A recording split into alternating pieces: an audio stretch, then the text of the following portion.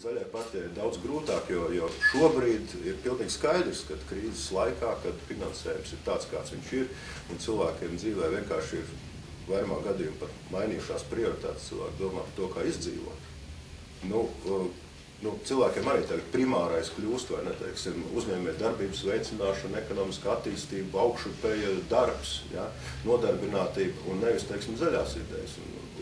Zaļās partijas tā pamat ideja šajā brīdī ir tāda, saglabāt to potenciālu, kas ir kaut to vides ministriju, ja, to ideju, to domu, saglabāt līdz tam brīdim, kad atkal būs cilvēkiem citas prioritātes. To visu Eiropas pieredze pierādījusi, kad vairāk vai mazāk pārtikušā sabiedrībā palielinās, teiksim, dabas aizsardzības prioritāte, cilvēku interesi par lauku turismu vispārējo. Un tagad krīzes laikā to nedrīkst tagad iznīcināt, nedrīkst likvidēt visus vides inspektors, nedrīkst likvidēt rezervātus un daudz ko citu. Tas ir jāsaglabā. Tad, kad tam būs atkal pieprasījums. Šobrīd tas pieprasījums ir samazinājies un, protams, cilvēks ieraugot dzērvi, uzreiz saredz tajā kaitnieku, kas apēdīs graudus. Ja.